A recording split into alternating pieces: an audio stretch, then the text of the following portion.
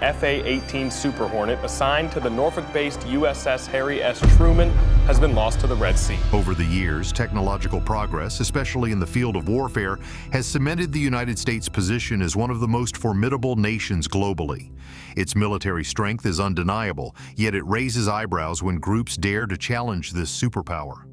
One such bold challenger? The Mexican Cartel.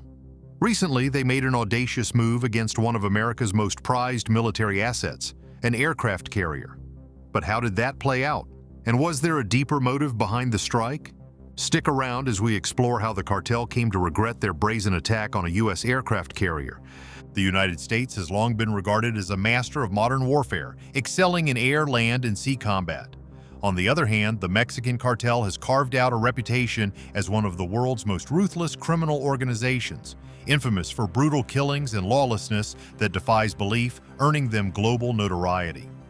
To provide some background, in 2023, a video surfaced allegedly showing operatives of the Sinaloa cartel unleashing chaos in Culiacan, a major city in Mexico.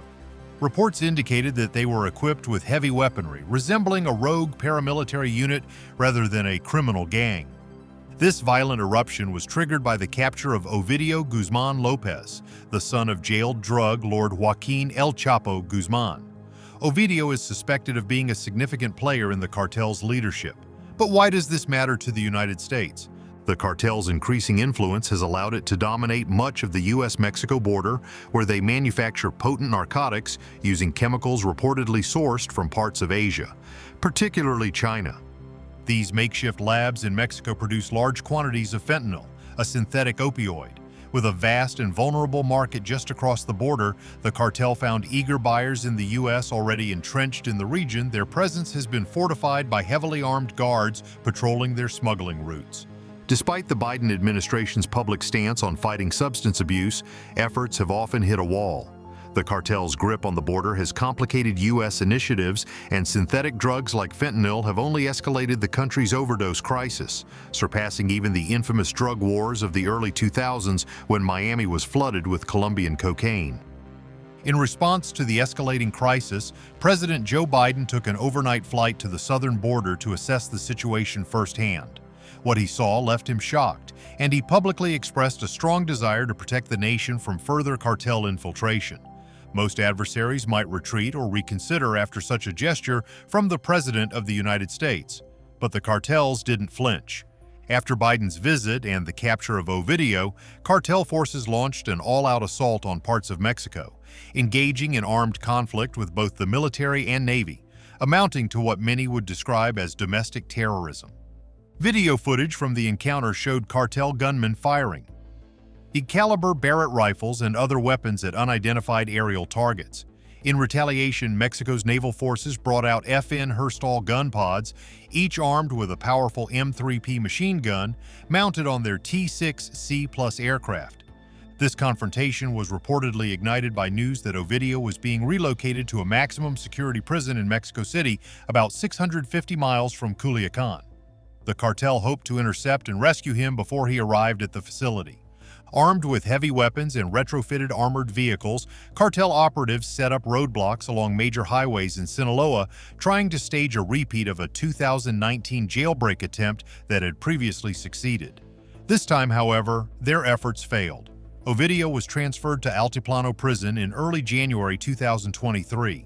After 7 months in custody, he was extradited to the U.S. to face a slew of drug trafficking charges.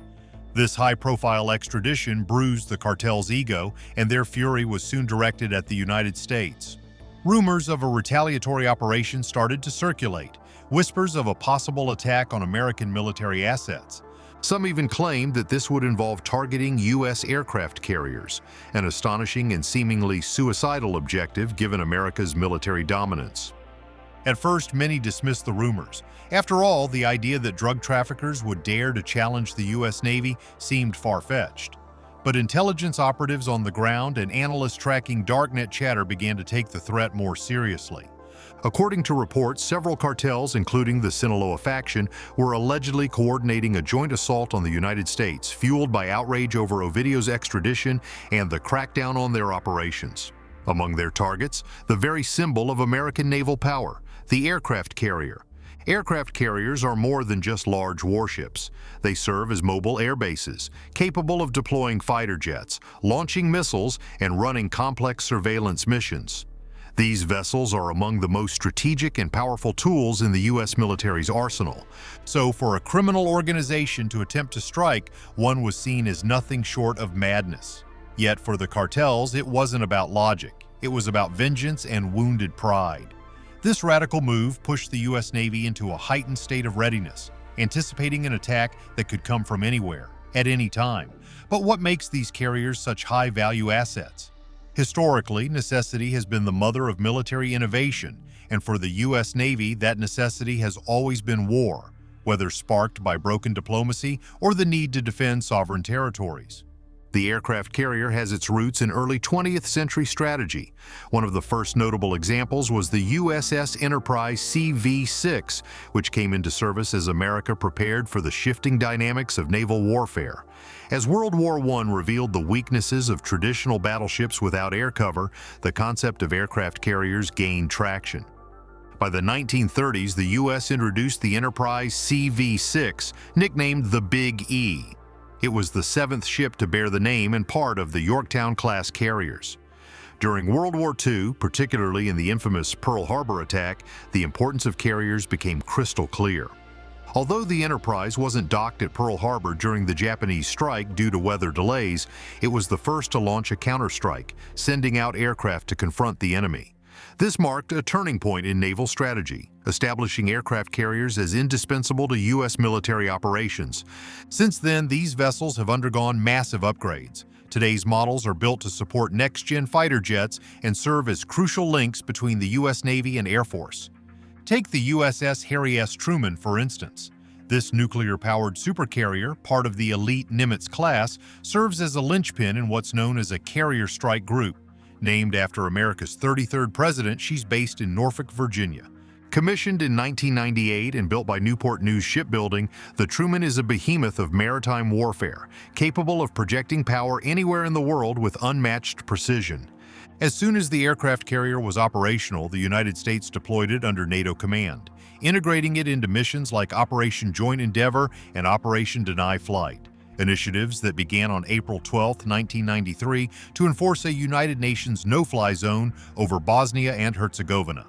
Initially tasked with surveillance and support throughout major missions in the early 2000s, the USS Harry S. Truman took on a far more direct role by 2016, ready for the shift. Having already established itself as a central force within the Navy's carrier strike groups, it was no surprise when the Truman was selected for deployment in Operation Inherent Resolve, a coordinated campaign against ISIL, the radical Islamist militant group in the eastern Mediterranean. Unlike the legendary USS Enterprise CV-6, the Truman is a technological powerhouse, something you'd expect from the imagination of a Marvel or Disney blockbuster. This floating fortress spans 1,092 feet in length and measures 257 feet across, with a height equivalent to a 24-story skyscraper reaching 240 feet. Engineered to intimidate by design, the Truman is capable of housing over 90 carrier-based aircraft and uses 4 elevators to traverse its towering structure. But its true edge lies in its propulsion. Dual Westinghouse 4W nuclear reactors, granting it remarkable range without refueling. Even at 56 kilometers per hour, this vessel doesn't slow down. Its 2003 Battenberg Cup win only adds to its global prestige. Since 2014, it served as a strategic warning to terrorist factions and national armies alike. So when rumors began to surface about a Mexican cartel-led alliance planning to engage it directly, few believed such a reckless assault could actually materialize. But cartel pride is a fierce motivator, especially after a humiliating loss. As years passed without incident, it seemed the cartel had finally accepted defeat. But that illusion shattered on March 15th when intelligence confirmed an attempted strike on the carrier strike group centered around the USS Harry S. Truman. Flanking the carrier were the USS Gettysburg cruiser and 3 destroyers, USS Stout, USS Jason Dunham, and USS Sullivans. Within a carrier strike group, the flagship, home to the admiral and the central command, is always surrounded by protective warships. The carrier rarely engages directly. Instead, cruisers and destroyers act as the front line.